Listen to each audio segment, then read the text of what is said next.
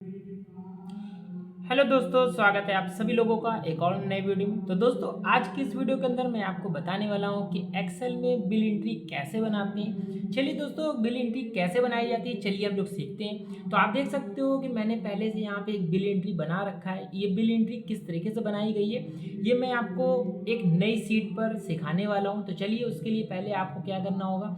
सबसे पहले तो हम लोग क्या है, एक नई सीट ले लेते हैं बिल्कुल न्यू, ठीक। और इसको थोड़ा सा क्या करते हैं, बड़ा कर देते हैं ताकि आपको अच्छे से चीज़ें दिखाई दे, ठीक। अब इसके लिए आपको क्या करना होगा, पहले आपको हेडिंग्स तैयार करनी होगी। जिस जिस भी कंपनी का आप बिल एंट्री बना रहे होगे उसकी पहले आपको क्या करना होगा, हेडिंग तैयार करनी होगी। हेडिंग तैयार करने के लिए आपको क्या करना होगा दोस्तों, यहाँ पे 5 कॉलम आपको क्या करना होगा, इस तरीके से सिलेक्ट करना होगा। फिर इसको आपको मर्ज कर देना होगा इस तरीके से, ठीक। फिर उसी तरीके से आपको यहाँ पे हेडिंग्स लिखनी होगी, ठीक। चलिए, यहाँ पे हेडिंग्स हम लिख लेते हैं। जिस भी कंपनी का आप बना रहे हो उसकी कंपनी का आपको क्या लिखना होगा, हेडिंग्स लिखना होगा, ठीक है ना। इस तरीके से देखिए, इस तरीके से आपको लिख लेना होगा जैसे जैसे मैं आपको बता रहा हूँ। देखिए, इस तरीके से आपको लिख लेना होगा। फिर आपको क्या है, एंटर बटन दबा के नीचे आ सकते हैं, नहीं तो आप माउस की भी सहायता लेकर नीचे आ सकते हैं, ठीक। फिर उसके बाद आपको क्या करना है, फिर से आपको यही काम करना होगा, यानी कि मर्ज करना होगा 5 हेडिंग को। और यहाँ पे आपको एड्रेस लिख लेना होगा, प्रॉपर जो भी एड्रेस वहाँ का होगा, ठीक। जैसे कि यहाँ पे एड्रेस जो भी होगा वो आप यहाँ पे क्या करोगे, लिख लोगे, ठीक है ना। देखिए, इस तरीके से। उसके बाद आपको क्या करना होगा, फिर से माउस की सहायता से आप नीचे आ जाएंगे, नहीं तो कीबोर्ड से एंटर बटन की सहायता से भी नीचे आप आ सकते हो। उसके बाद फिर से आपको इसको क्या करना होगा, इस तरीके से मर्ज करना होगा 5 हेडिंग को इस तरीके से। देखिए, हेडिंग्स मर्ज करना बहुत ही आसान है। बस इसको सिलेक्ट कीजिए और यहाँ से मर्ज कर दीजिए। यहाँ पे आपको लिखना होगा बिल एंट्री, इस तरीके से आपको लिखना होगा बिल, और यहाँ पे लिखेंगे हम लोग इनवाइस,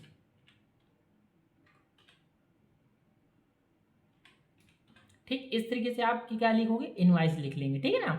उसके बाद दोस्तों हम क्या करेंगे, अगली हेडिंग पे जाएंगे यहाँ पे, और यहाँ पे हमको क्या है, हेडिंग्स तैयार करनी होगी। तो यहाँ पे हम लिखेंगे आइटम, यहाँ पे लिखेंगे आइटम कोड, ठीक। इस तरीके से आपको लिखना होगा। फिर आगे बढ़ेंगे,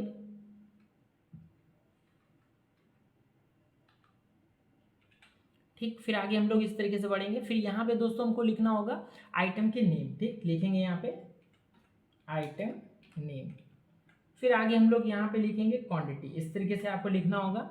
और यहाँ पे हम लोग लिखेंगे रेट, ठीक। इस तरीके से आपको हेडिंग्स बनानी है। और यहाँ पे दोस्तों हमें लिखना है अमाउंट, ठीक।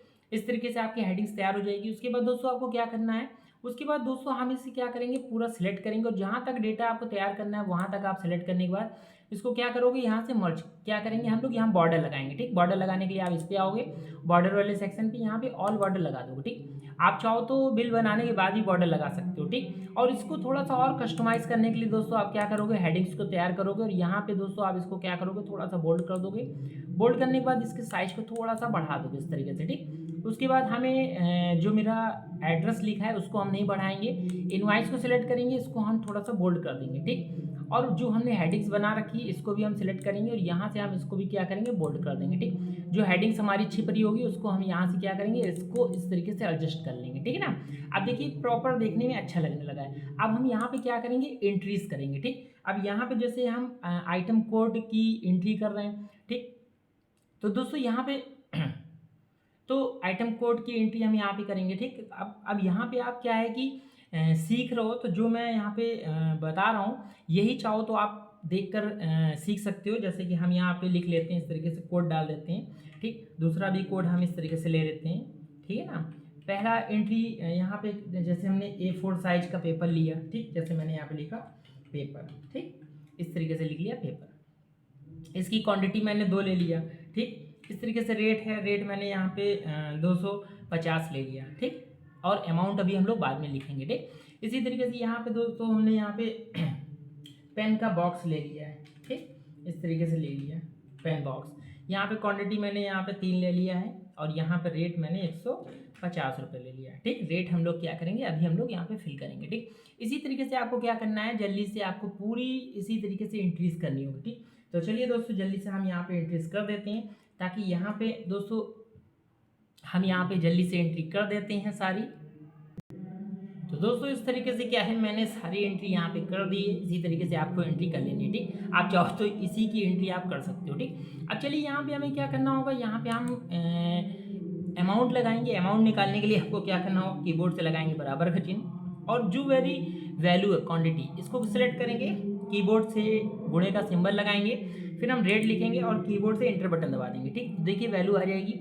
एक वैल्यू निकालने के बाद आपको सब वैल्यू निकालने की आवश्यकता नहीं है, बस आपको इस पर सिलेक्ट करना है। जैसे ही सिलेक्ट करेंगे तो आप देख सकते हो यहाँ पे एक सिंबल बन के आएगा ब्लैक कलर का, बस इस पर आपको माउस का कर्सर रखना है तो कुछ पॉइंटर इस तरीके से बन जाएगा, बस आपको नीचे तक का ड्रैग कर देना है तो आप देख सकते हो पूरे में वैल्यू क्या होगी, फिल हो जाएगी, ठीक। अब चलिए दोस्तों नीचे हमको क्या करना होगा, फिर से हम 2 लाइन सेलेक्ट करेंगे, 2 सेल को और इसको मर्ज करेंगे। यहाँ पे लिखेंगे टोटल, ठीक। यहाँ पे लिखेंगे टोटल अमाउंट, ठीक है ना,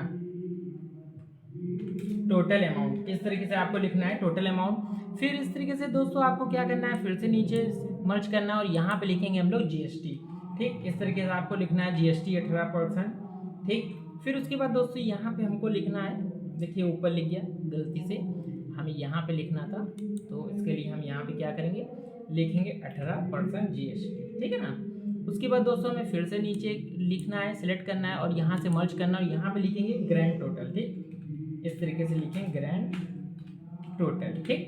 तो देखिए दोस्तों कितनी जल्दी मैंने बिल आपको सिखाया है बनाकर। अब यहाँ पे हमें क्या करना होगा, ये जो अमाउंट है पूरे अमाउंट को यहाँ पे हमें वैल्यू जोड़ना होगा तो उसके लिए हम लगाएंगे बराबर का चिन्ह और यहाँ लिखेंगे सम, ठीक। ब्रैकेट ओपन करेंगे और यहाँ पे जितनी वैल्यू है हम सारी वैल्यू को क्या करेंगे, इस तरीके से सिलेक्ट कर लेंगे, ठीक। देखिए पूरी वैल्यू को हमने सिलेक्ट कर लिया, इंटर बटन दबाया तो वैल्यू हमारे सामने आ गई। अब हमें जीएसटी निकालना है तो उसके लिए बराबर के चिन्ह लगाएंगे, फिर से हम यहाँ पे क्या करेंगे, इस वैल्यू को लेंगे, गुणे का सिंबल लगाएंगे, यहाँ पे लिखेंगे 18/100 लिखेंगे और इंटर बटन दबाएंगे तो वैल्यू हमारे सामने आ जाएगी। ग्रैंड टोटल को निकालने के लिए बराबर का सिंबल लगाएंगे और जो हमारा टोटल अमाउंट निकला है उसको लेंगे, प्लस लगाएंगे और यहाँ पे जीएसटी अमाउंट को जोड़ देंगे तो आप देख सकते हो यहाँ पे हमारी वैल्यू निकल के आ जाएगी, ठीक। अब हम क्या करेंगे, इसमें भी इसको सिलेक्ट करेंगे, सिलेक्ट करने के बाद हम इसमें क्या करेंगे, बॉर्डर लगा देंगे, ठीक।